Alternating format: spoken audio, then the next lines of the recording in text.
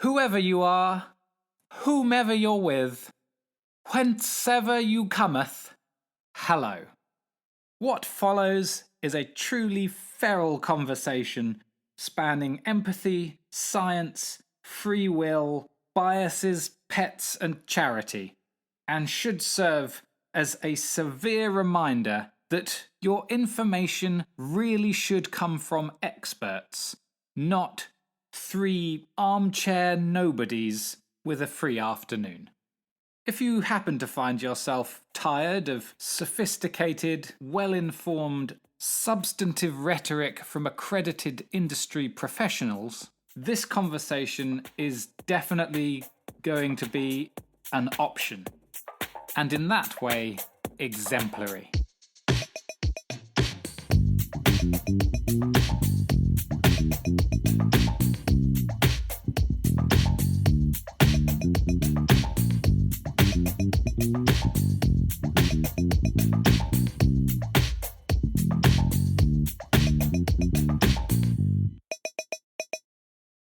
Intuitions in general, that's what I want to talk about today. So there's things that humans have these intuitive feelings about, and you can see why they would be useful, especially in small tribes and stuff like that. So if you think of the things that humans historically have been adapted to survive, we're talking about intuitive physics, like maybe throwing spears or running from fires or things like this. A few basic mathematical quantities, you're not going to have advanced calculus when you're a hunter-gatherer, but you're going to have some idea of more and less. If 3 wolves go into a cave and 2 wolves come out, it's a good idea, evolutionary speaking, to not go into the cave and just having this basic idea of quantity. And there are some things that clearly our brains did not evolve for when it comes to things like comprehending the size of the universe. How on earth can we expect that this wayward African ape would have the mental capacity to think about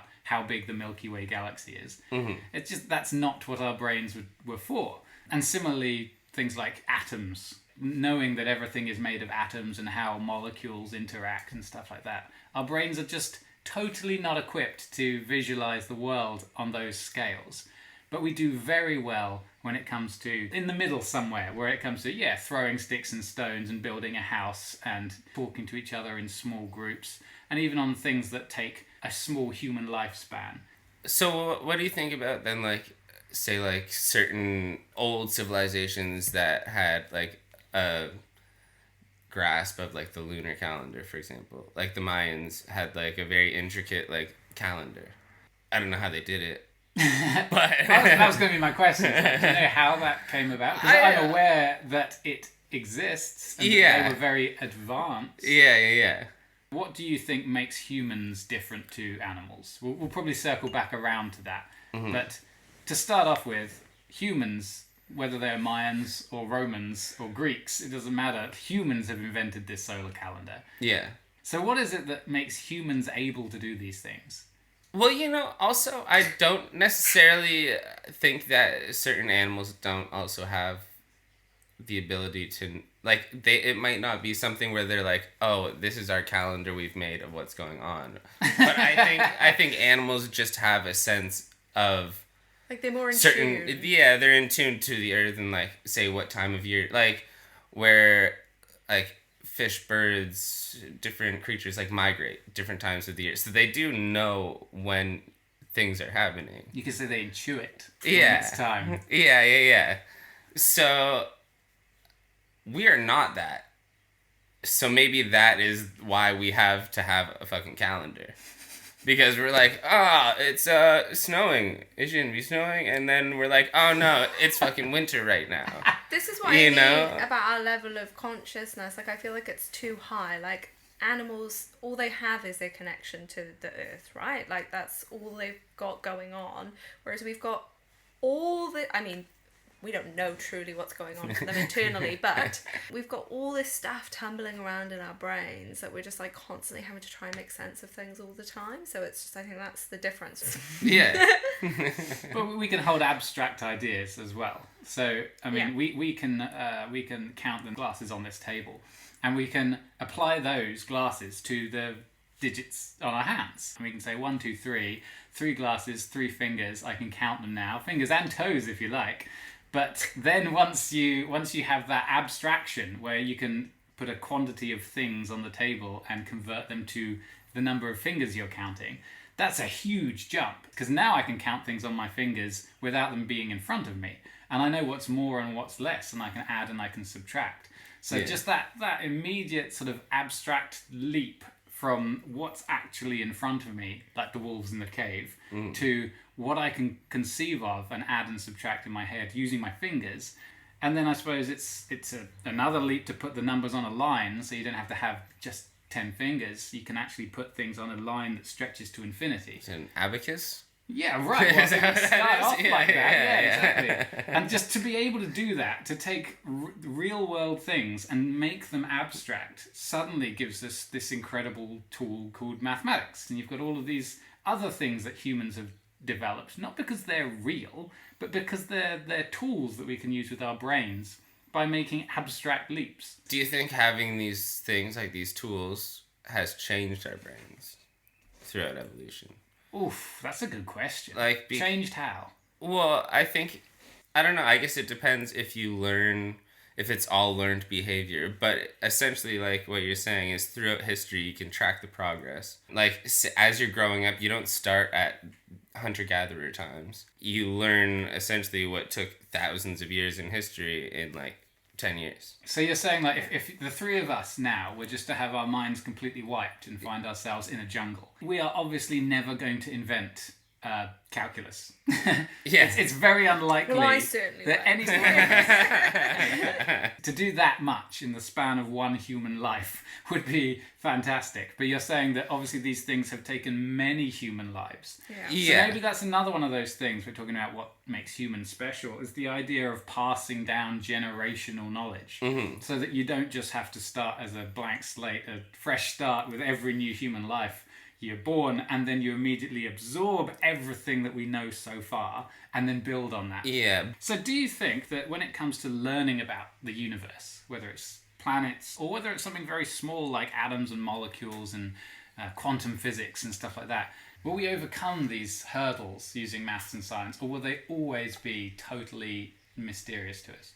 Well, even if you go back a few hundred years ago, if you think about those people trying to comprehend like electricity and stuff, and now we've got kids on tablets and things like that. Like, I'm not saying that they understand exactly all the science behind it, but it's not a flat screen it's not electronic foreign. Device tablet. It's not like all of this technology is so second nature now. Do you know how a flat screen works? Do you know how a touch screen works on your phone? I have no idea. I build them regularly. Well, I touch it and it does a thing. I'll be the first to admit I haven't got a clue how touchscreen works.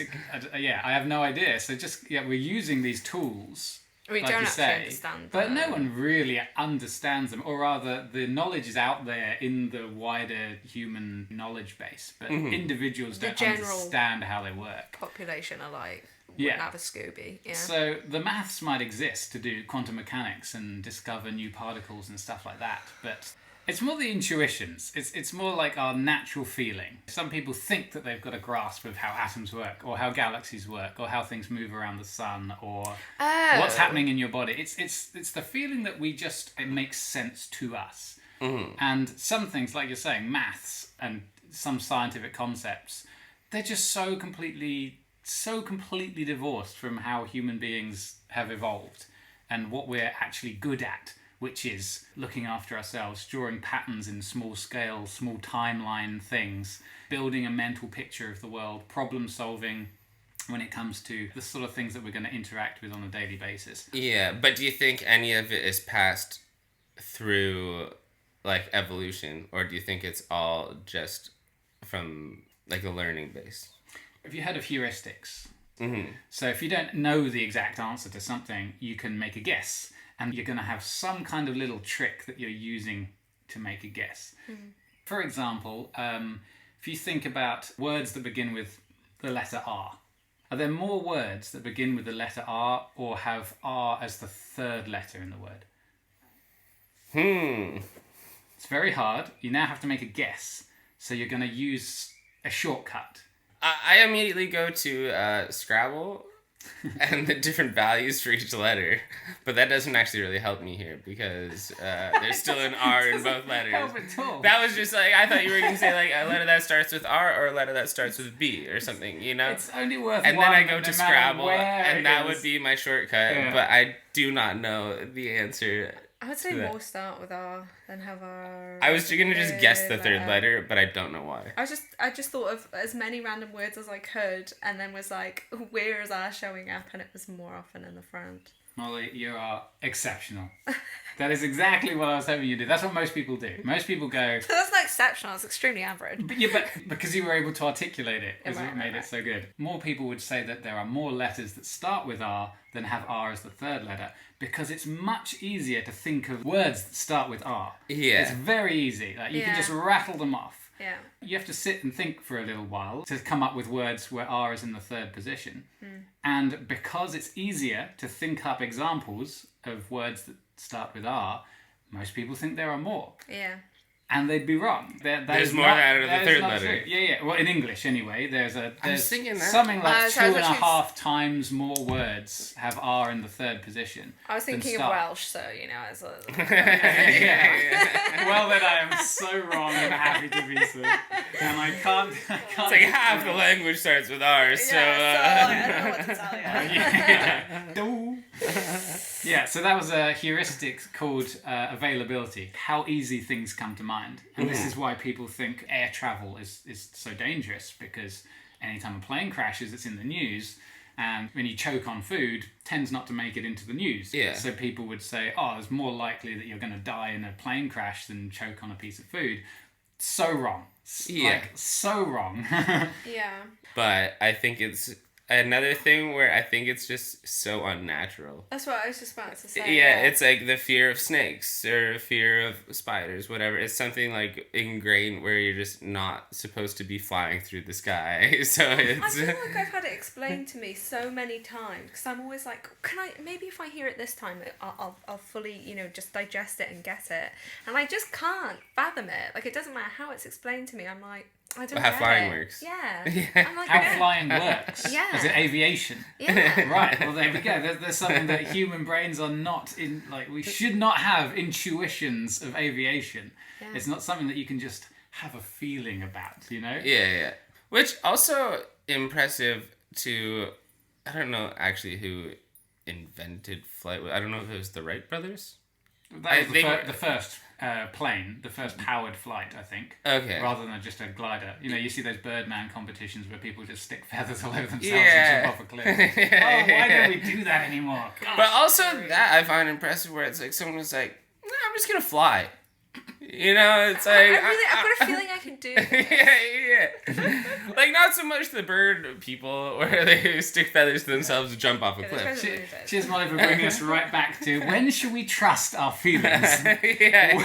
You know what, guys? I feel like I got I this. can really see this myself. Yeah. There's a reason why this kind of feeling doesn't run in the family. Yeah, but you're right, because we have these intuitions to keep us safe, right? Because ultimately, the biggest thing as a human is survival, to keep the, you know, species alive. Species must continue. Because we're so For the brilliant. greater good. Yeah. Fucking humans. So anyway, if we hadn't fought, you know, if people like them hadn't fought those instincts of, well, trying to fly is absolutely insane and not a thing we should be doing. We aren't birds. But if we hadn't fought against so much of those scary instincts, then, you know, we wouldn't have made the leaps and bounds that we have. But what is it about those people that made it different? Like, that's what I always wonder.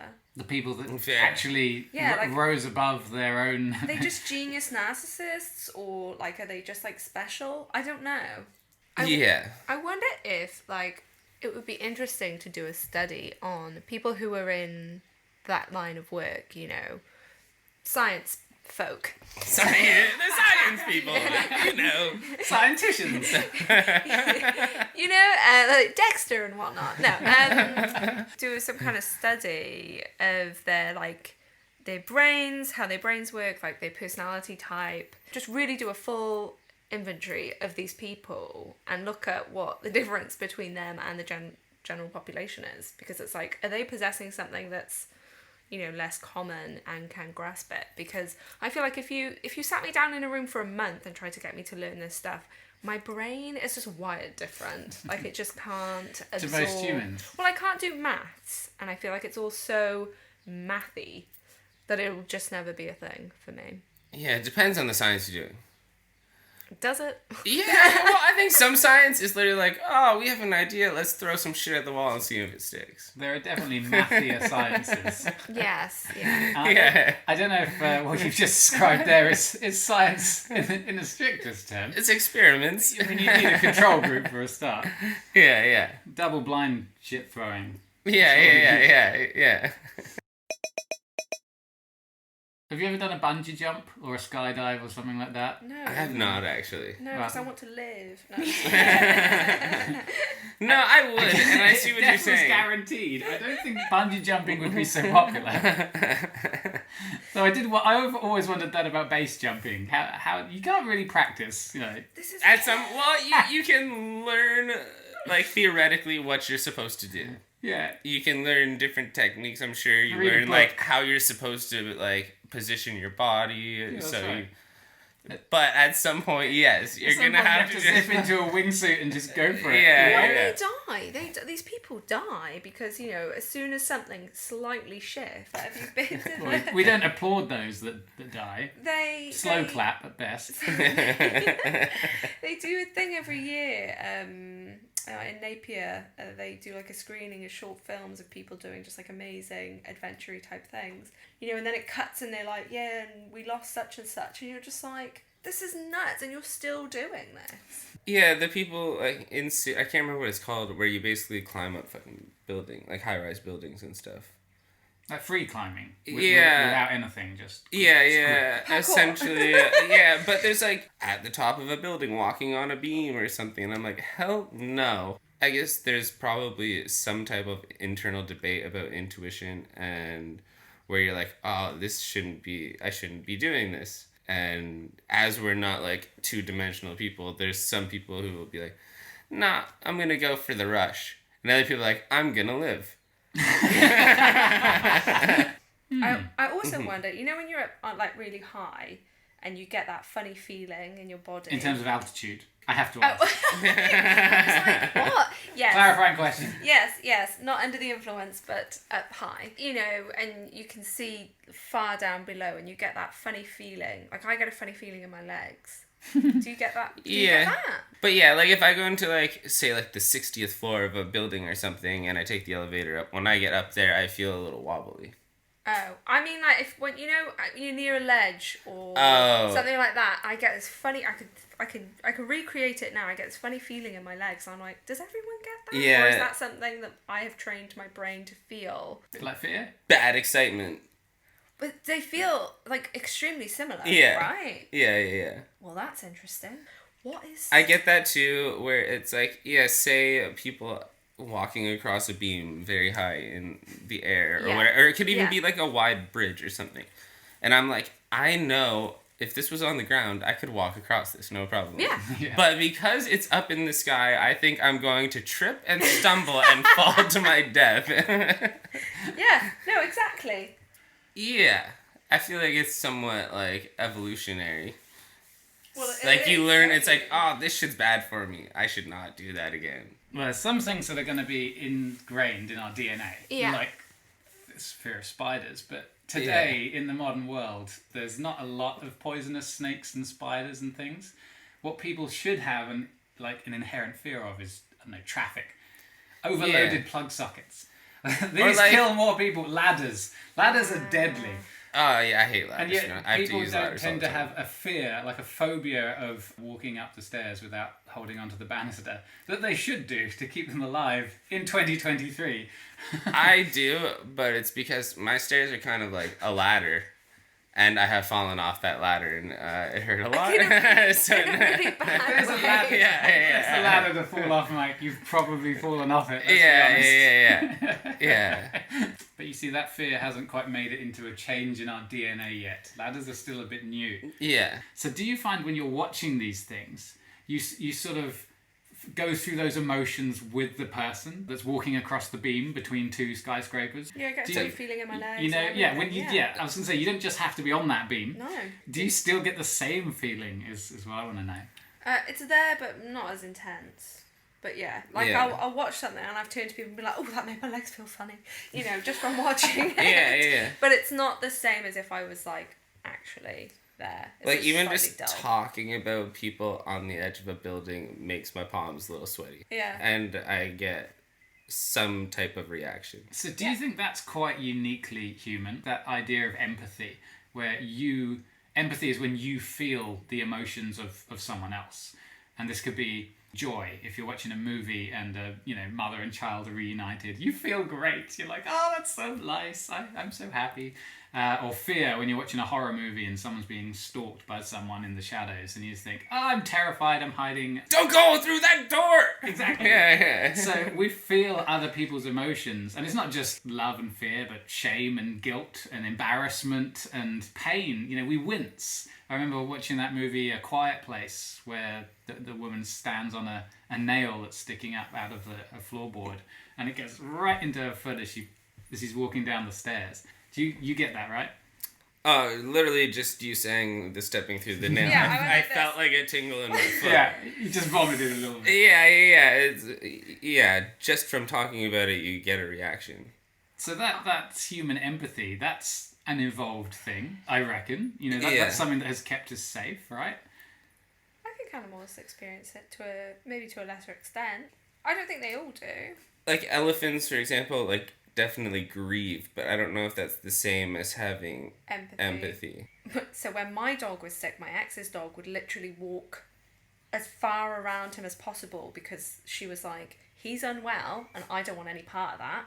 Whereas other dogs will sit closer to that dog within, you know, if they feel like they're a part of a pack, they will do things to sort of comfort and monitor and look after. Yeah. My aunt had a Jack Russell, and it would, whenever I was upset, it would come up to me and lick my tears away and stuff. And I didn't have a huge connection to this dog. And Was it thirsty? we didn't. Yeah. It's like, oh, salty. Yeah. It's not a salt deficiency there. And then just sit near me, you know, and wouldn't want pats or anything, but would just be near me. Mm-hmm. Your dog literally has sex with the back of my head when I'm sitting on the floor. So.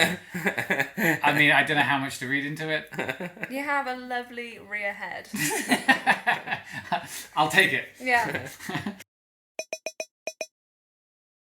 Okay, so empathy seems to work, keeps us safe because we can learn from other people. Like your dog's example, it makes us group together and help people who are sick. Feeling somebody else is in pain makes us want to care for them, which helps us keep them alive, which, considering we evolved in small groups of hunter-gatherers, tends to work.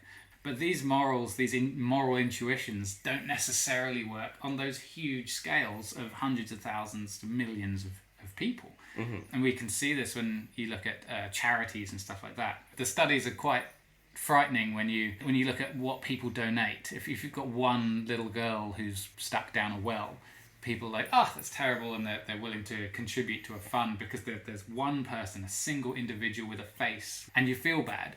But as soon as there's 300 people on a boat that need help, and they become faceless, nameless, abstract concept. Exactly right. Yeah. When it comes to things like the 10 school kids, the football team that were stuck in the caves in Thailand, the amount of money that poured in to help them, to rescue them, was huge, absolutely massive. And it's a good thing. But I'm not saying that's not a good thing. It's fantastic, and I'm very glad that they're all okay and they were all rescued. But you compare the money to an earthquake that happens in the Middle East somewhere. Yes, there's a lot of charitable donations, but it's nothing on the scale because it's just people in need rather than these are the 10 boys. Yeah, and I was thinking even, say, just homelessness issues around the world. It's just been happening. It's going to keep happening. People are like, well, what can I do about it? I think it's 10 kids stuck in a cave. It's like, oh, I might be able to help. Yeah, that's true. That's probably a drawback that we're talking about. Like empathy shines a spotlight on this person, but as soon as you extend that spotlight, you care less. Mm-hmm. And even in the case of the girls, studies have shown that people will give more when it's just one little girl, little Susie, that needs your donations. As soon as you add her brother, the amount people are willing to donate drops off. Even though little Susie's still there, you've added one extra person, and there's a decrease in people's charitableness. You add her whole family and her village, it just drops off steeply, which is why all of those campaigns to drum up money go towards singular individuals suffering from malaria or starvation or whatever your issue is. Don't just say this village or this town or this country, say this person needs your help. You're going to get a lot more. Empathy just doesn't scale up. People don't have these intuitions that tell you about even the state of the world in reality. Those things that we've come to rely on to keep us safe are backfiring in this case. Yeah. So here's an example, just to test your intuitions. In the last few decades, the population of the world living in extreme poverty has A, halved, B, remained the same, or C, doubled. What do you consider extreme poverty? People that cannot get a meal a day. Sometimes they have to go without eating. People that have no access to clean water. People that are suffering from blindness because they can't get the nutrients in their diet that they need. People that are absolutely living from hand to mouth day to day and cannot escape it. They don't have the resources, the options, the infrastructure to get out of that situation. I don't think it's halved. No, Because either stayed the same. I think it's doubled. Or doubled. But I think it depends still on what extreme poverty is.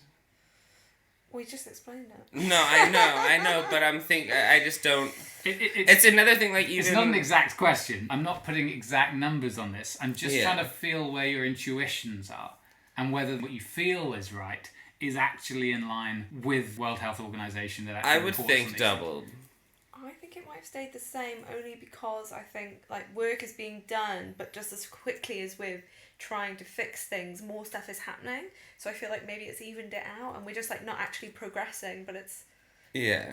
But then you hear so much about people being like, it's just so terrible and it keeps getting worse. Yeah. Is that availability? Are you not just using a heuristic there? I don't know, and I'm like, have we fixed any of it? I don't know. We must have fixed some of it.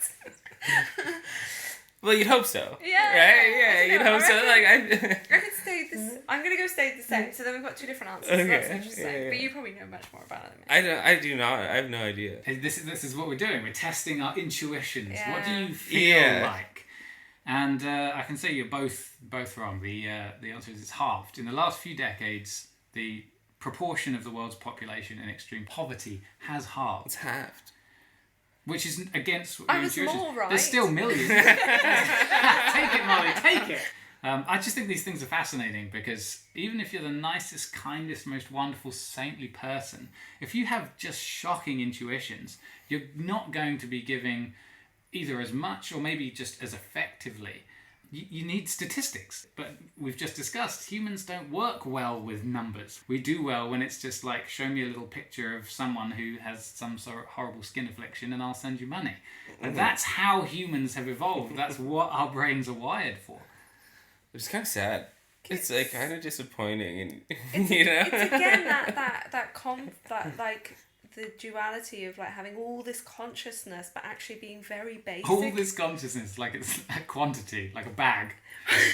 Well, I just feel like in some ways, you know, we're capable of so much, but we're actually still just very, very basic and limited. And the duality of that, I feel like, just makes the human experience really complex and like painful.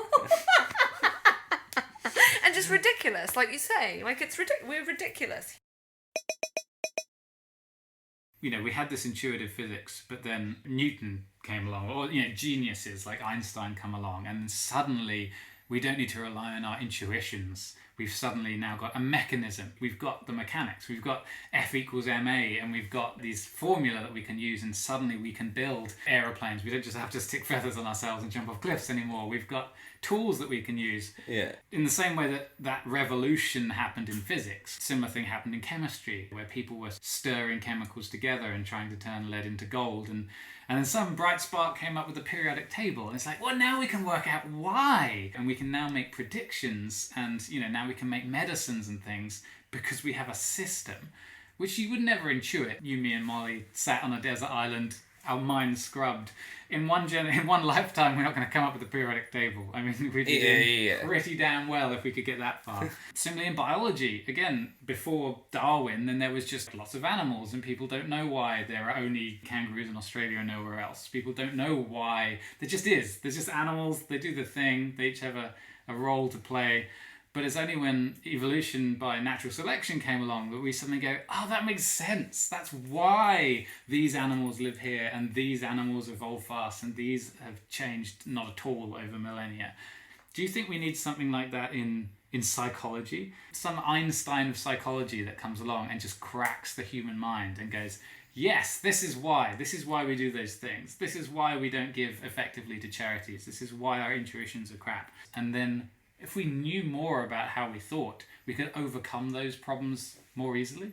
I think a lot of people might reject it just because our brain, our minds are our most prized possession, right? So people are going to be pretty...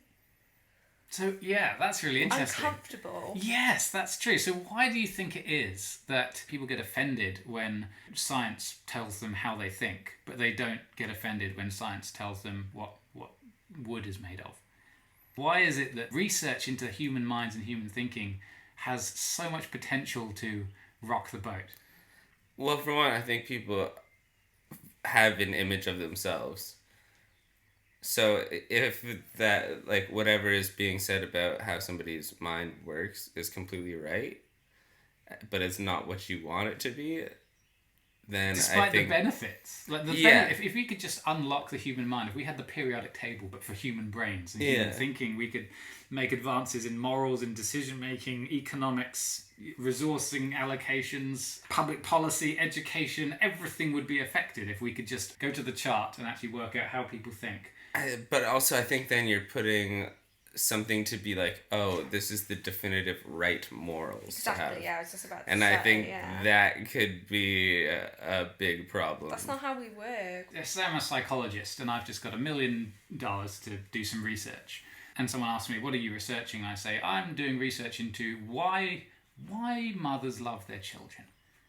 A lot of people would just go, why? What a waste of money. We do. It's just normal. That's what people do. You could spend that $1 million on curing a disease. Why would you research into why murder is wrong or why sex feels good? Why are you researching that? Those kinds of pushbacks come from psychology all the time, where people just think that is just such a waste of money. I think those would be valuable. Yeah? Yeah. No, with those examples, I think, like, why does a mother love their child? If you could figure out an answer to that is something rather than, like, mothers just love their children. Biology. That could be applied, like biology. Yeah, well, it might be biology. I don't know. If we evolved from skinks, then mothers would eat their children. It's like, these are not facts. Lizards. Quite often, as a little baby lizard, I'm thinking you hatch from an egg and you're in the jungle, and even adult lizards of the same species they're gonna snack on you if they find you. So every moment is terror. Kangaroos, like, if they're in danger with their, like, joey, they'll just fucking bail. Leave the joey and, like, I can just have another one. I've heard that. Yeah, so... I've seen sheep reject the lambs. I don't know why I'm laughing. Is that a defense mechanism, or is the idea of infanticide generally tickle you? It was horrifying, but yeah, it's interesting. These are facts based on human evolution, where we've come from. All of these things have a historical context. If I do a study into why people are religious people might get very offended by that. How dare you look into religiosity? Is it increasing over time? Is it more prevalent in some areas than others? People don't like taxpayer money going towards uncovering secrets of how human minds work. I guess because people don't like being told why they do what they do or why they feel what they feel. I think if it would feel like it's taking away some of your choice. Because if it's like, oh, it's most likely because you're in this area and this group of people that you are religious. Where as a person doing something, I feel like you want to feel like, no, I'm religious because I chose to be. In a way, I suppose you could argue that it dehumanizes you somewhat, because you're just like, you're just a product of this, rather than, because everyone's like, I'm me and I'm special and this is my experience of life. Do you know what I mean? And then someone comes away over and it's just like... I thought we just agreed that humans were the worst. We are. Anything to dehumanize and reduce the human experience to a how flowchart. No, I'm it's not. Gonna be a When thumbs up. I'm saying, like, that's how people might receive it, as dehumanizing. Like, I think if somebody fully explained the choices I make in life, I would feel, I don't know what the word would be, but just like defeated a little bit. Defeated? I'd just be Really? like, so, like, why am I making am I making choices at all? Or am I just a product of circumstance? Oh, gosh. And no matter what I do, I'm just gonna do this shit. But what about that would be so kind of like horrifying for you? What is it about that? I think it just takes away some of like the mystery of what life is, where you don't know what's gonna happen. So if you still don't know. Well, yeah, you still don't know, but to a certain extent, I think if you could tell somebody why they've ended up through all these choices, eventually you could probably predict future choices. So let's say, hypothetically, there's scientific proof that there is no free will and nobody makes their own decisions. They feel like they do, but really, at bottom, there is no control over your choices. Imagine that came out, and imagine that, you believed it. How would that change your life? Because you still have to make choices, right? Yeah. I'm thinking about like the little, what are they called? Like the little hoovers that go around, the little robots that go around vacuuming the carpet. They make choices. They decide when they've come to an edge or a chair leg. They decide when to turn around and they decide when to dock themselves. But they don't freely choose that. It's not like they get this emotion like, I need to go plug myself in. Yeah, they can't my legs have gone all run tingly. into this table and be like, I'm going to go left instead of right. Yeah. They just have to go right. So imagine that humans are just more complicated versions of those little robot vacuums. How would that change the way you lived your life? I think I'd worry a lot less. You think you'd worry a lot less? Yeah, like, you know how you were like, oh, it'd be horrifying to be like, oh, and these are the reasons I've made all the decisions. I'd be like, I love it when I learn, like, from a psychological point of view, why I've done some of the things that I've done and how, my life and experiences have shaped me. I'm like, like it's such a relief. And when they were like, you're crap at maths because this is how your brain works, I was like, great. It's, I'm not It's an excuse. Well, it's not that it's an excuse. I feel like, I have more understanding and I can not be worrying and wondering about that so much now. I can put my energy and efforts somewhere else. I don't know, I feel like it would make me worry less. That's amazing. So we've got Mike is saying that ultimate reductionism of all human behaviour would make him feel deflated in some way. All the majesty has gone from the world. And then Mollie feels empowered by that. Just like, look at that. It wasn't up to me after all. What a relief. Thank goodness. Off my shoulders. Yes. Oh, guys, all of those bodies in the garden. I did it. I can just tell you now because, it wasn't me. I had no control over it. Yeah, exactly. It's like, oh, thank goodness. I was worried because if I had made those decisions and those horrible, macabre human sculptures, I would feel terrible. Even now, all I can think is, what is it about Mike that makes him feel this way, and what is it about me that makes me feel this way? Like, it's just, I'm like, what is it? Like, I need answers. If you have a car that's broken, you still get it fixed. You still take it to the mechanics, but you don't blame the car. You don't go, why are you doing this to me? Why do you hate me so much? You don't do all of that. You just go... Definitely I would. Maybe that's another malfunctioning of your human intuitions. Just bestowing every inanimate object with agency. Maybe that's a bug in the system. It's the same when you're trying to get up a hill in a shitty van and you're like, come on baby, you can do it, like... It's like, no, I'm just going to blame this piece of shit car in front of you. My point being though, if you know the brakes have failed, you don't drive it around, right? You don't put other people at risk. You at best take it to the mechanics, or at least just stop driving it if you know that there's no brakes. Yeah. If human beings worked in the same way, If someone was genuinely murderously psychopathic, you'd still want to take them off the road, so to speak. You know, you'd still want to get them, if not repaired, at least incarcerated for public safety. But the blame wouldn't be there. There'd be no, oh, you evil monster. There would just be, oh, that's real sad, you know, this person has a malfunction. Even if it's absolutely free will is a total, complete illusion, I can't see that it would affect anything that I did on a day-to-day basis. How could it? I think it would if you definitively knew that you still would know what would happen. Pain still hurts. Yeah, I think you would just take life decisions less seriously. Or at least I would, I think. Which says a lot. I feel like I would take life decisions as seriously as it is. But... Take it seriously. No, because then I don't know. Because then it's a paradox because you can't change. I love it. You can't. Yeah, if there's no free will, you can't actually change how you do things, anyways. In the same way that little robot Hoover makes decisions, you can still change your behavior based on new information. If the little robot's aware that it's bad to run I think it would be the information that would change your behavior, and that's already pre-written if there's no free will. Well, you're still running off instincts that keep us alive. You'd still keep away from cliffs.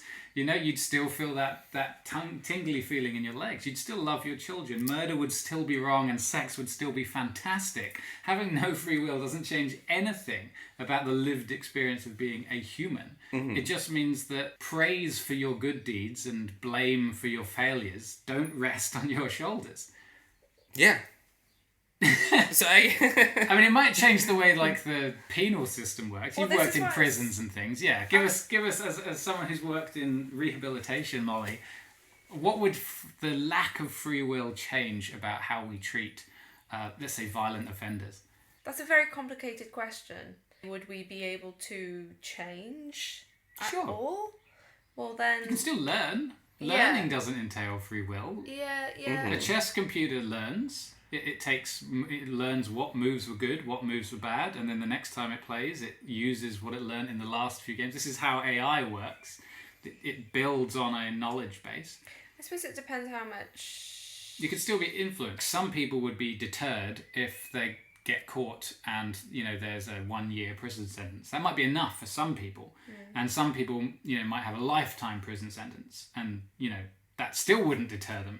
Some people there might be the death penalty, and still that's worth it for some people because they believe that they wouldn't get caught or they've got a great plan, you know what I mean? Mm-hmm. So you'd still have deterrence. There are still good reasons to put them in prison, right? To keep the public safe would still apply, even if it was a murderous robot.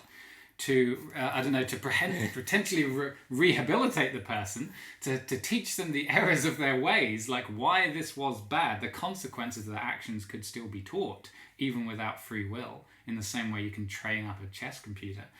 Yeah. All that you'd take off the cards would be vengeance. A lust for blood.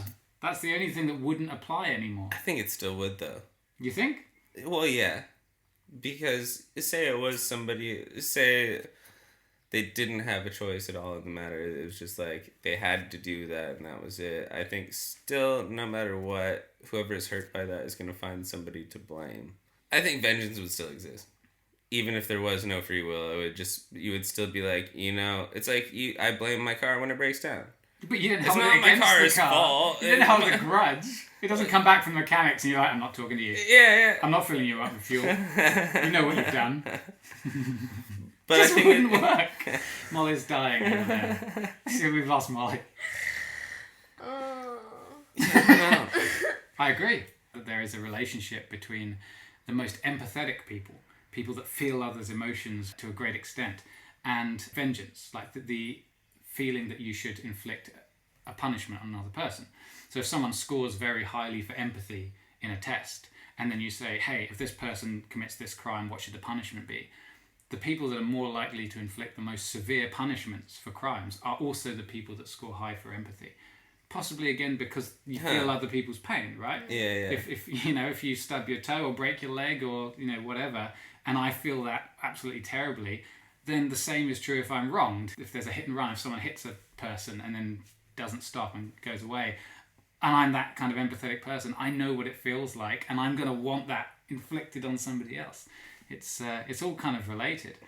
Getting through all this with a map of the human psyche, I think, we'd be able to sidestep some of these messy, horrible human intuitions that have just led us astray for millennia.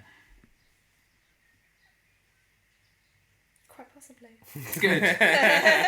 Well, we all agree. I love that. Do you think the world would be made better if we could let go of petty grudges and vendettas? Yeah. So if we can crack human psychology, we could get past all of that. Free will just evaporates into the mist. Just because, let's say, we've attained this knowledge, are we saying that people just immediately are on board with it? Hell no! Okay. Because, then... But you can use it. I think my argument would be you could use it in the same way that once we got equals mc squared, we can now use that. We can build both atomic bombs, but also clean power plants, but also many other different things, many other technologies, cold fusion and discover new particles. All of it needs E equals mc squared. It doesn't matter if the whole world believes it. It would explain why mothers love their children and why murder is wrong and why some people are more religiously inclined than others. You could deny it. I think I reserve the human right to stick my fingers in my ears and go la la la la la la la. That will always be an option. Yeah. There's more to this than what I thought. People aren't just good or bad or whatever. There's reasons why we do things, and Finn.